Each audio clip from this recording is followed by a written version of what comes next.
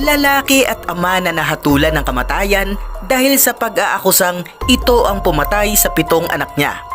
Pero bandang huli ay may sinabi ang kapitbahay nilang babae na nooy siyang tagabantay ng mga bata sa tuwing nagtatrabaho ang mag-asawa.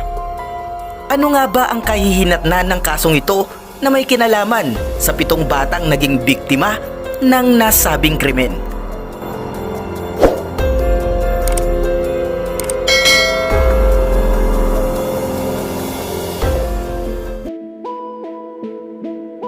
Si James Joseph Richardson ay ipinanganak noong taong 1935. Isang lalaking pamilyado at ang trabaho ay pagsasaka. Siya ay naninirahan noon sa Arcadia, Florida kasama ang kanyang asawa na si Annie Mae Richardson. Kasama nilang naninirahan sa iisang tahanan ang 7 bata na nasa idarang 8 ang pinakamatanda na si Betty at ang pinakabata naman ay si James na 2 years old lang noong mga panahong yon. At ang mga iba pang bata ay nagngangalang sina Alice, Susie, Doreen at Vanessa. Ang batang si Betty at Alice ay hindi totoong mga anak ni James dahil ito ay nagsimula sa naging unang asawa ng kanyang misis na si Annie.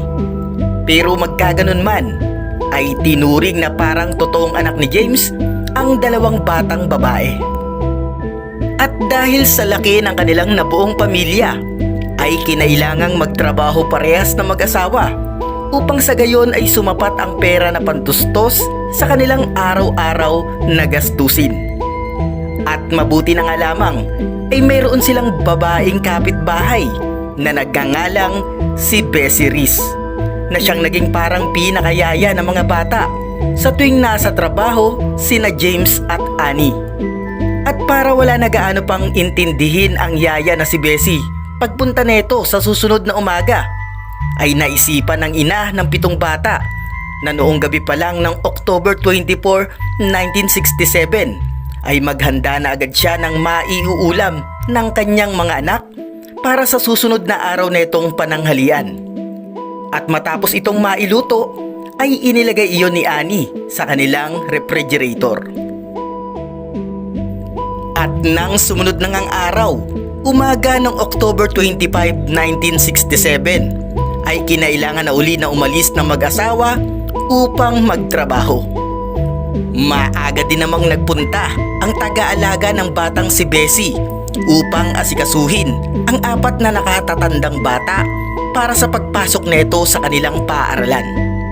At ang 3 namang mas nakababatang mga bata ang siyang maiiwan sa bahay upang alagaan pa rin at bantayan ng nasabing yaya. Tanghali ng araw pa rin iyon ay umuwi na pansamantala ang 4 na estudyante mula sa eskwela upang kumain. Subalit pagbalik ng 4 na bata sa paaralan ay agad nang napansin ng mga teacher neto na animoy may kakaiba sa 4 na batang Richardson. Para bang may malubha itong nararamdaman base na rin sa ikinikilos ng mga ito.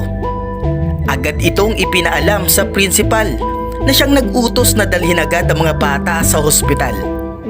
At dahil sa concern din ng mga teacher sa iba pang kapatid ng 4 na estudyanteng magkakapatid, ay agad nilang pinuntahan ang tirahan ng mga Richardson. At doon nga ay nakita nilang matindi rin ang nararanasang sintomas ng 3 pang kapatid ng 4 na bata, kaya't ito ay dinala din agad sa pinakamalapit na ospital. Agad ding tinawagan ang mag-asawang James at Annie Richardson na nooy kasalukuyang nasa kanya-kanya nilang trabaho. Ipinaalam sa kanilang 2 na kinakailangan nilang magpunta agad sa ospital dahil nga sa ang anak nilang si Diane ay may matinding nararamdaman. Daglian namang pumunta ang mag-asawa sa nasabing ospital. Subalit pagdating nila roon ay dito na sumalubong ang isang balita na animoy pinakamasamang bangungot na sumaklob sa kanilang katauhan. Patay na ang 6 nilang anak at ang tangi na lamang na lumalaban sa mga oras na iyon ay ang babae nilang anak na si Dayan. Pero namatay din ang bata pagkalipas ng sumunod na araw. Matapos namang makarating sa kaalaman ng pulisya ang insidente, ay agad naman itong kumilos upang imbestigahan ang naturang pangyayari. Pagkalason. Ito ang lumabas agad sa pagsisiyasat ng mga otoridad. Ang kaso'y sa unang paghahanap ng mga nag-iimbestiga sa bahay ng mga Richardson ay wala silang nakitang bagay na maaaring naging dahilan ng pagkalason ng 7 paslit, kundi isang pang-spray lamang para sa mga insekto na sa tingin naman ng mga sumisiyasat ay hindi naman ito ang dahilan ng nasabing pagkamatay ng lahat ng mga anak ng Richardson. Pero matapos lumabas ang test ay napatunayang pagkalason nga ang ikinamatay ng 7 na dahilan sa isang pesticide na tinatawag na paratayon. Ang paratayon ay isang organic phosphate pesticide na kapag nakain ng tao o kaya'y ginamit sa paglason ay agad nitong inaatake ang pinaka-central nervous system na dahilan upang mapuno ng likido ang baga ng isang tao na makakatake neto. Ang pagkakatuklas ng paratayon ay hindi pa malinaw kung paanong natagpuan, gayong 5 beses nang naunang maghanap at magsiyasat ang ibang otoridad sa nasabing lugar ng mga Richardson. Pero wala naman silang nakita roon. May ilan namang magkakasalungat na report na galing daw sa tawag ng isang lalaking hindi nagpakilala ang siyang nagsabi ng impormasyon tungkol sa paratayon na natagpuan pa mismo sa imbakan ng mga Richardson. At sa hindi katagalan sa araw ding iyon ay may kung anong pag-aakusa mula sa assistant ng sheriff ng DeSoto County Jail na si John Treadwell na may ginawa raw itong mismong ama ng mga batang nasawi na si James Richardson ukol sa pakikipag-usap sa isang tao tungkol sa isang insurance policy. Nung gabi pa daw mismo bago dumating ang araw ng pagkalason ng 7 mga paslit. Pero sa kabila nga ng nakitang pakikipag-usap ni James Richardson sa hindi umano'y isang insurance salesman, ay may magkasalungat uling report na hindi naman malinaw kung ano at saan ang tungkol sa insurance policy ang napag-usapan ng dalawa. Sa makatuwid ay hindi sila sigurado o kaya na may walang matibay na ebidensya na tungkol talaga sa insurance ang napag-usapan ni James at ng nakitang lalaking kinausap niya. Umani ng matinding pakikisimpatya sa halos lahat ng tao o mamamayan ng Florida ang nangyaring pagkamatay ng 7 magkakapatid. At nasaksihan din halos lahat ng mga taong naroroon kung gaano kasakit at hirap ang nararanasang kalooban ng mag-asawang James at Annie dahil nga sa pagkawala ng lahat ng kanilang pinakamamahal na mga anak. At dahil nga sa mainit at bantay pa sa mga mata ng mamamayan ang naganap na trahedya, ay dito waring naisip na gumawa ng malaking pangalan ni Sheriff Klein. 2 araw kasi matapos mailibing ang 7 bata, ay agad na inaresto ng nabanggit na sheriff ang mismong ama ng mga batang nasawi na si James Richardson. Inaresto at inakusahan ng sheriff si James ng pagpatay sa mismong 7 anak neto. Pero ang hepe ng pulisya ng nasabing lugar ay kumontra at hindi sumang-ayon sa ginawa ni Sheriff Klein.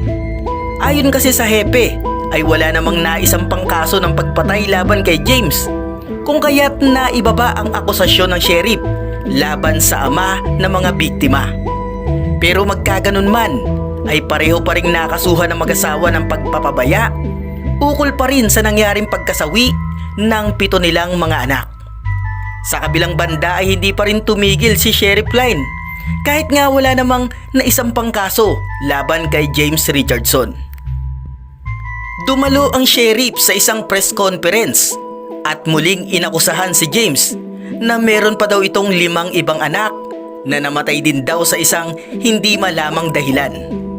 ang pagpaparatang na ito ni Sheriff Klein ay nauwi sa isang paglilitis para kay James Richardson. Pero matibay at madiin ang pagtanggi niya at nanindigan siyang hindi lang siya inosente sa mga aligasyong ipinupukol sa kanya ng sheriff. Bagkus ay hindi niya rin daw magagawang saktan ang kanyang mga anak, lalo na nga't ito ay kanyang pinakamamahal. May na-report din noon na pinilit ni Sheriff Klein na umamin si James upang mas bumaba daw ang kaso nito. Subalit hinding-hindi umamin si James sa kabila ng pangungulit ng sheriff. Parte pa ng ebidensya ni Sheriff Klein upang mas madiin sa kaso isong si James ay ang pag-amin di umano ng 3 preso na kasama ni James sa kulungan na nagsabing narinig daw nila mismo ang pag-amin ni James sa pagpatay nito sa kanyang 7 anak. Matapos noon ay sinabi pa sa prosecution ni Sheriff Klein na bilang ebidensya na pinatay din ni James Richardson ang iba pa netong anak upang makakuha daw ng claim sa insurance company, ay nalaman niya daw na namatay doon ang 3 at ibang 3 pa sa mga anak ni James ay nakaranas din ng paghihirap mula sa ginawa nito, subalit hindi ito mga nasawi. Pero naiulat na sa kabila ng madaming dada ukol sa bagay na iyon ng sheriff ay wala itong naipakitang ebidensya pagdating sa mga bagay na pagpatay di umano ni James sa sinasabing iba pa netong mga anak. At ang nagsilbing yaya na kapitbahay nilang si Bessie Reese ay nagbigay din ng testimonya na hinati niya sa 7 ang inihaing pagkain sa 7 anak ng mag-asawang Richardson. Matapos noon ay wala nang naging iba pang tanong ukol sa nasabing pagkain. Kahit na nga malakas ang pagkakaalam ng mga pulis na ang nasabing pagkain na hinain na iyon ang pagkain nilagyan ng pesticide na paratayon na siyang nakalason sa 7 batang nasawi. Hiningan din ng pahayag ang insurance salesman na si Gerald Purvis at inamin nito na siya mismo ang nagsadya sa pamilya ng mga Richardson upang pag-usapan ang mga plano para sa pamilya nito. Ang kaso nga lang ay hindi daw nagawang bayaran ni James Richardson ang kinakailangang bayaran kung kaya't hindi na isettle ang nasurang insurance policy. Sinubukan pang paaminin ng sheriff assistant na si Treadwell si Purvis na nadil ng maayos ang tungkol sa insurance claim. Subalit marin itong itinanggi ng insurance salesman. Halos kalahating oras na nag-deliberate ang jury bago muling nag-resume, dala-dala ang kanilang unanimous decision tungkol sa kaso ni James Richardson. Guilty. Ito ang hatol ng hurado kay James at inirerekomenda pang maging death penalty. At dahil nga sa hatol na iyon ay 5 years na nasa death row ang lalaking si James. Hanggang noong taong 1972 ay inalis ng Korte Suprema ang death penalty sa kadahilan ng ito raw ay unconstitutional. Sa pagkawala ng parusang kamatayan ay bumaba at nauwi sa pagkakakulong habang buhay ang hatol kay James Richardson. Habang nasa kulungan nga itong si James ay patuloy pa din siyang naninindigan na siya ay inosente sa pagkamatay ng 7 nilang anak. Ang author at isa ring attorney na si Mark Lane ay naging interesado sa kaso ni James Richardson. Nagsimula siyang mag-imbestiga at base na rin sa kanyang mga napag-alaman ay sumulat itong si Mark Lane ng isang libro na pinamagatan niyang Arcadia. Sa panahong iyon ay binawi rin ang nag-iisang natitirang buhay sa 3 dating kaselda ni James na nagsabing narinig nila ang pag-amin nito sa ginawang paglason sa mga anak niya. At noong taong 1988 na kung kailan ay taon din na nasa pag-aalaga na ng isang nursing home ang dating naging yaya ng mga bata na si Bessie Reese dahil sa sakit netong Alzheimer. Sa lugar nga na iyon ay naiulat na halos nasa 100 beses na inamin ni Reese na siya ang lumason at pumatay sa 7 anak na mga Richardson. Ang mga katagang, binigay ko sa kanila ang pagkain at sila ay nilason ko ang paulit-ulit na sinasabi ni Reese sa nurse na nag-aasikaso sa kanya. Pero dahil sa iniinda netong karamdaman ay hindi sineryoso ang inamin netong mga nagawa. Namatay din matapos ang 4 na taon si Reese taong 1992 matapos niyang aminin mismo ang kahindik-hindik na pagpatay sa mga walang muwang na mga bata. Hindi naman sumuko sa pagtsatsaga ang author na si Mark Lane matapos niyang i-publish ang libro na kanyang ginawa at tahasang nangampanya para sa muling pagbubukas ng kaso ni James Richardson. Humarap siya bilang representante ni James at nagtanggol na napakaseryoso umano na nangyaring maling hustisya para kay James sa kadahilan ng maling tao ang naparusahan sa nangyaring krimen na ikinamatay ng 7 mga bata. At sa araw nga ng October 25, taong 1989 ay naganap ang isang hearing na kung saan ay may inihaing ebidensya na nag-aakusa laban sa posibleng cover-up o pagtatakip sa kaso ng mga Richardson na pinangunahan noon ni Sheriff Klein at ng mga iba pa netong mga kasamahan. Ang circuit judge na nakilalang si Clifton Kelly ay sumang-ayon at pumanig din kay Mark Lane na nagkaroon nga ng hindi patas na paglilitis kay James Richardson, lalo na't puro puti ang nakaupo noon sa korte na humatol at nag-imbestiga sa kaso ng pagkalason ng mga anak neto mismo. Pinalaya si James matapos ang napakatagal na 21 years sa loob ng kulungan. Gayong wala pala talaga siyang kinalaman sa nangyaring pag-aakusa. Matapos makalabas ni James sa kulungan ay kinailangan niyang sumailalim sa heart surgery dahil sa iniinda niyang sakit sa puso. At ayon pa sa kanya ay nakuha niya ang sakit na iyon dahil sa sama ng loob at stress sa mahabang pagkakakulong niya sa rehas. Gayong inosente pala siya sa lahat ng nangyari. Naghain ng kaso si James sa DeSoto County Jail dahil sa mali nitong pag-uusig sa kanya.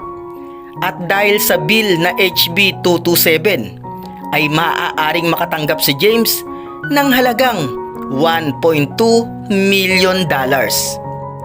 Lubhang malaking halaga ang perang kanyang makukuha. Subalit hindi pa rin nito kayang bayaran ang dignidad at oras na nawala sa kanya dahil sa maling pagpaparatang.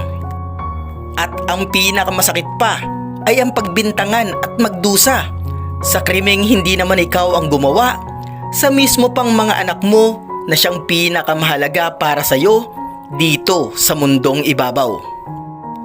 Ang video na ito ay magsilbi sanang paalala na ang batas ay pwedeng mailihis na kung saan ay kaya pa ring labanan at maituwid sa pamamagitan ng ilang matibay na ebidensya. Pero ang mas masakit na katotohanan ay ilan pa kayang mga tao ang ngayon nasa kulungan na naparusahan gawa ng isang maling pag-aakusa. This is Top Story PH. Hanggang sa susunod na video mga kataps. Maraming salamat sa inyong panonood.